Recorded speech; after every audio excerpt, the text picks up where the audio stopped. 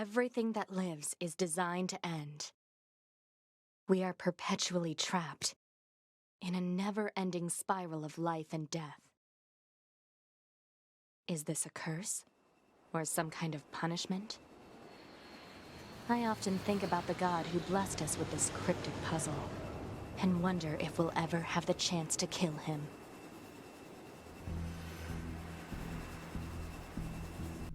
Everyone who has played Nier Automata remembers this iconic line. It's punchy, it's edgy, and a nice subversion of the more philosophical discussions the subjects of existence and death usually bring. But Nier as a series treats death and its implications in a much more nuanced way than I think a lot of people give the series credit for.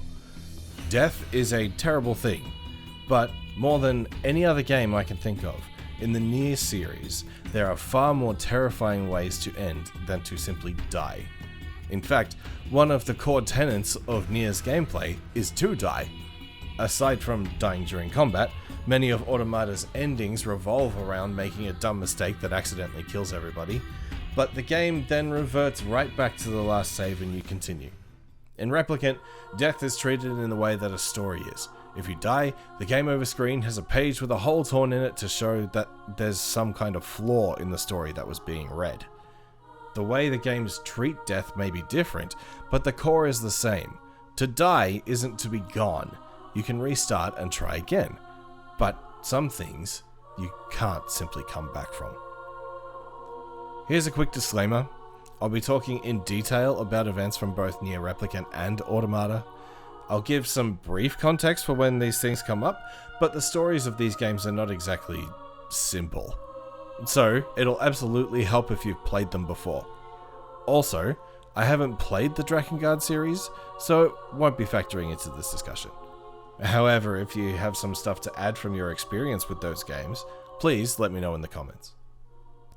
Now, both, or all three if you want to be a pedant, Nier games are very overtly philosophical and existential. Automata's main character's name is To Be, as in to be or not to be, and many characters are named after philosophers, such as Marx, Pascal, and Engels. Replicant leans much harder into the storyteller vibe with bosses like Hansel and Gretel and Hook, and while the themes here are pretty overt, the way they're treated otherwise is actually really compelling. Automata's theme of apocalypse and what it means to be human, unsurprisingly, ties together pretty well with Replicant's themes of apocalypse and what it means to be human.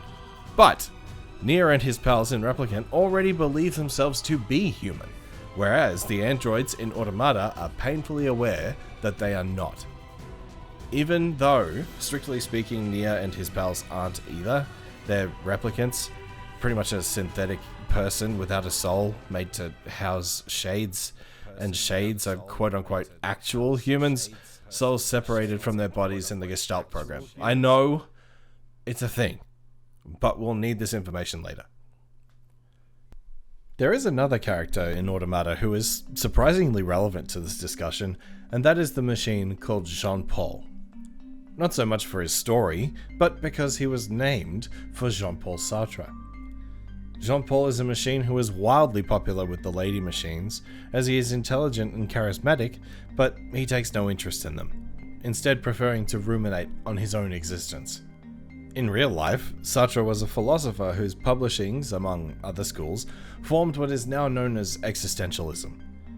There's one aspect of existentialism that I really want to focus on here, which is the concept of facticity. Facticity is essentially that you, as a person, are made of your past, that you exist because of your past. Let me put it to you using this common example. Let's say that there are two identical men who have led a life of crime. One has his memory and the other has it erased. The first is weighed down by the reality of his guilt, sees no other path to follow, and continues to lead a life of crime.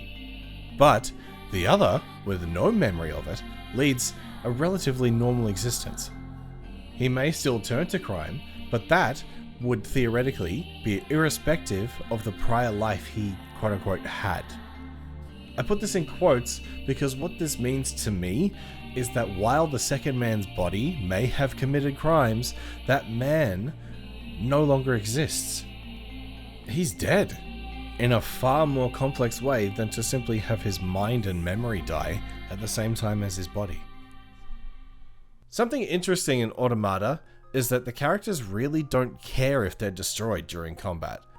Since their consciousnesses are constantly being uploaded to their headquarters, the bunker, they can't really die. Of course, we have questions of, if I copy my consciousness, is it still me? But if I ever make a video about Soma, we'll talk about that then. What's more important here is that the only threat of actual mortality is if your connection to that memory storage is destroyed, either in terms of data being corrupted, or your connection to the bunker is severed somehow. At the end of Ending A, we see that 2B has a deep emotional attachment to 9S, who has been infected with a logic virus as a result of his injuries in the fight with Eve. She argues about killing him, saying that the version of him that exists right now will be gone, even though he still has a copy of his memory prior to this battle stored in the bunker. Clearly, she does consider both versions of him to be him, but she cannot accept that one of them has to die, and that 9S will forget all that they had been through. Even though she knows 9S can be rebuilt with some memory missing, she struggles with this dilemma between saving him from a far worse fate and killing a friend. She eventually does kill him though, and even mourns his loss before he resurrects into the body of a machine. The question here is, why? She's been very detached from him for the entire story up until this point, so something is going on here. But we'll come back to this later. The story of Automata has been vaguely existential so far, talking about purpose and meaning in a purposeless universe. But after ending B, playing through the entire ending A again with a little bit extra from 9S's point of view, we reach endings C and D, which begins with a massive data virus attack on Yorha and completely destroys everyone's memories, turning them into mindless killing machines. All except for 2B, who isn't compromised somehow, and 9S, who heals himself by hacking. However, after the fight with the infected Yorha agents, 2B reveals that she actually is compromised, and she's slowly corrupted over a pretty harrowing scene where she starts to lose her senses and body's functionality. And when A2 joins the action, 2B gives A2 her sword containing her memories. While not technically 2B surviving through this, it does show the importance of memory as a theme in these games. By storing her memories in her sword, she ensures her will to protect 9S lives on through A2, even once she's dead. 2B's only plea to A2 is this.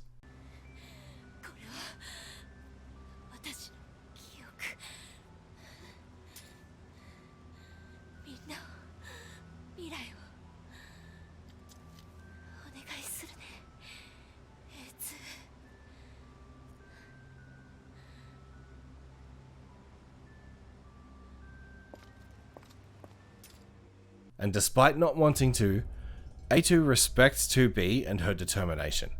Killing 2B with her own sword seems heartless. In fact, English even has this saying, fall upon your own sword, as an idiom for taking responsibility by self-sacrifice.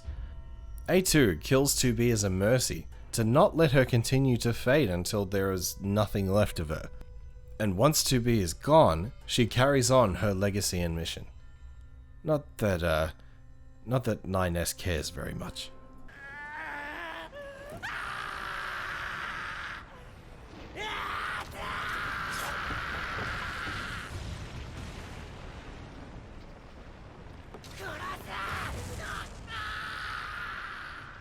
And this is why the stories for endings C and D are so much more compelling. Death is a powerful motivator, especially the death of someone a character loves. Finally, the stakes are so much more personal. A2 is forced to accept that the forest villagers are people who need protecting, and 9S is driven to madness by grief and revenge. His descent is far from slow, but the execution is incredibly unnerving, and his insanity is only made worse by the revelations he comes to throughout his story, that 2B has been keeping him in check by periodically killing him and wiping his memories so that he does not discover that humanity no longer exists and that androids truly have nothing to fight for. This revelation makes 9S go even more crazy, and we get scenes like this.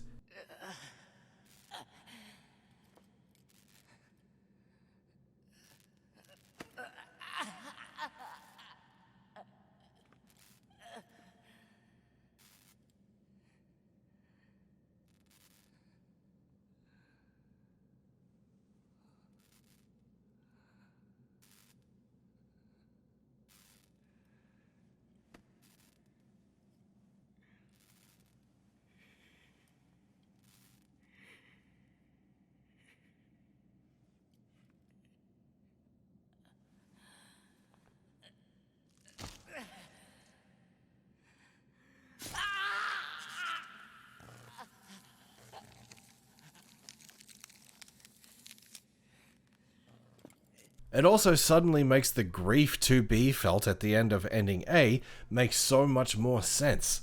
She has done this same traumatizing thing dozens of times, and her guilt and obvious emotional attachment to 9S causes her to mourn him. However, 9S refuses to believe it because he loved her, and could never see her as someone who would betray him like that. But each loss of memory is preceded by death, usually detonating their black boxes, but only 9S is the one to truly die each time.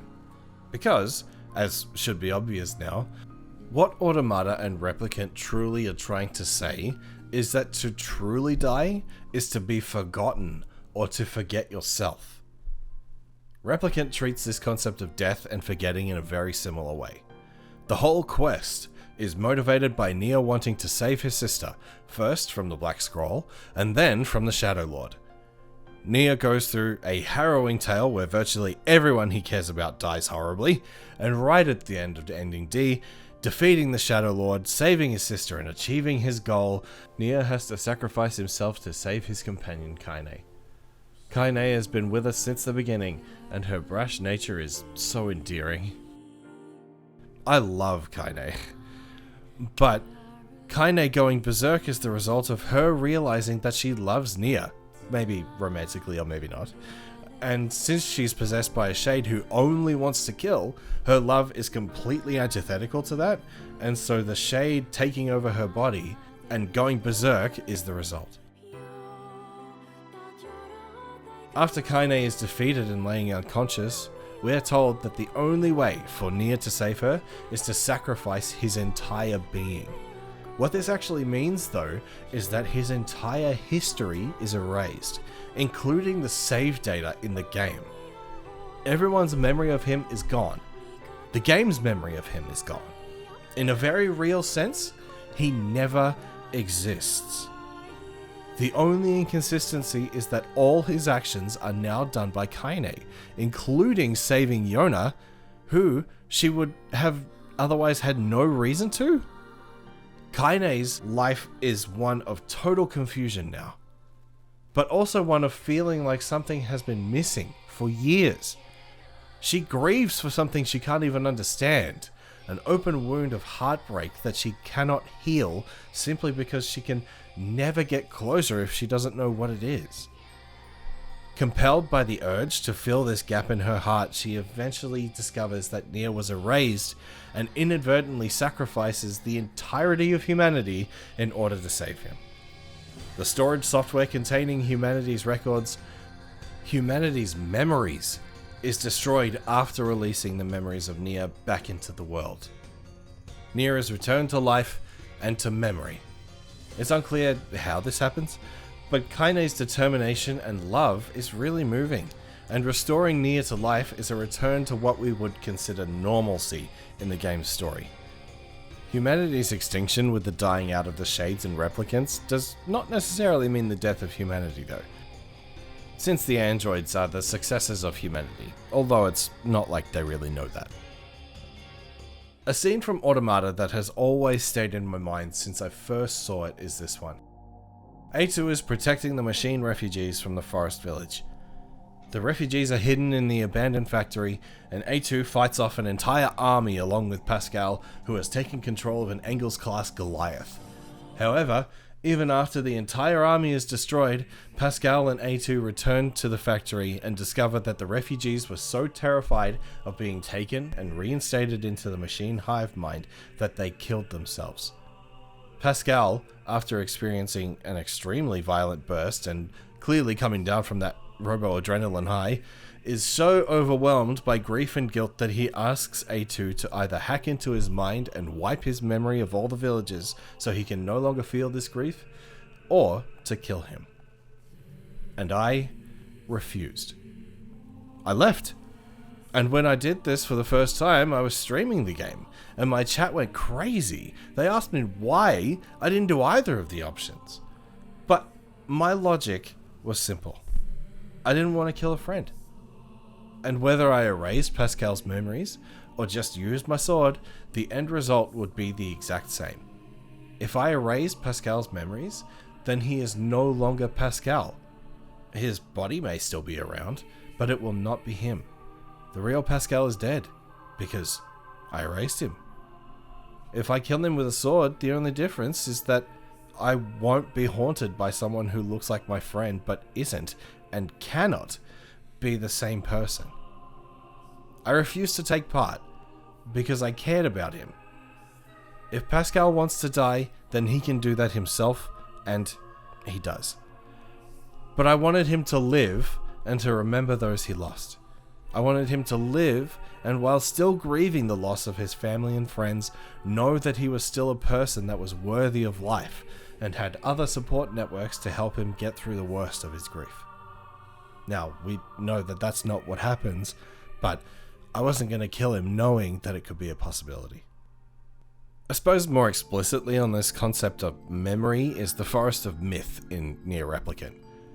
While very much leaning into the storytelling vibe, so much so that the entire game becomes a text adventure for an hour, the concept of memory and death being intertwined is at its most blatant here.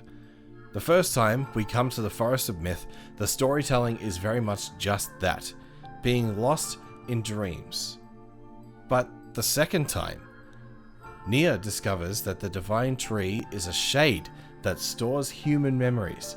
By maiming and then disemboweling the creature, he's able to take an important key from it, but in its last moments, the shade is flooded with memories it had thought it had lost.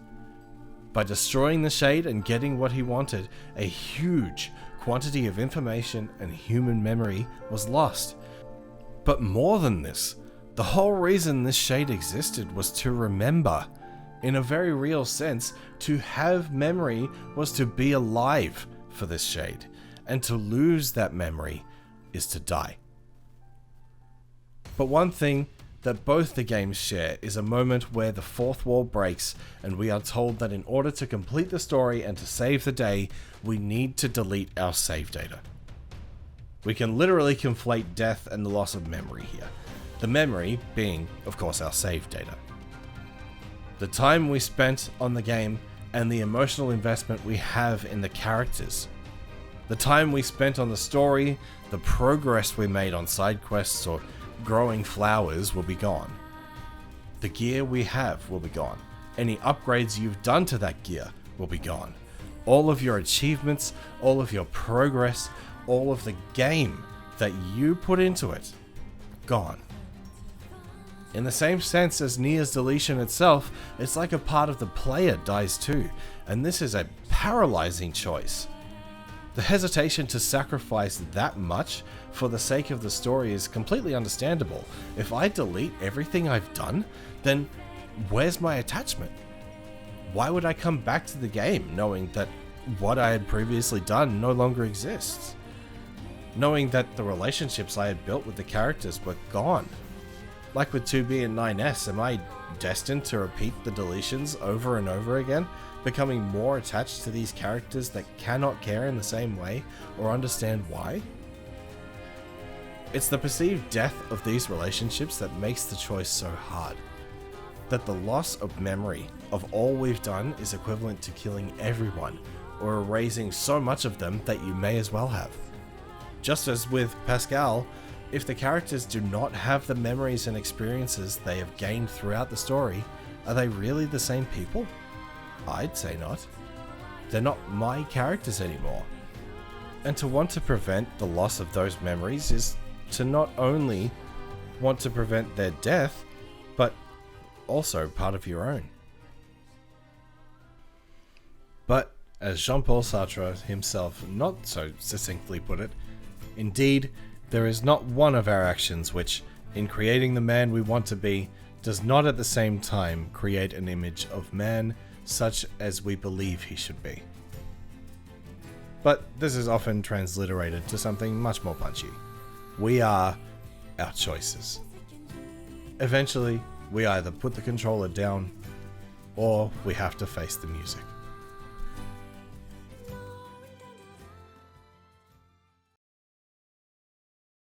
Thank you all so much for watching. This was a heavy topic and an interesting video to write. Please let me know what you think about this topic in the comments. Also, thank you to Jupiter for the thumbnail, as well as helping me edit the script. I really couldn't do this without you. And of course, I'm sorry for taking so long for this video to come out. It's been an insanely busy year, but over the holiday period, I'm going to be working hard on a bunch of new videos. So subscribe for more stuff like this as I continue down this more essay or review style content, and I'll see you in the next one.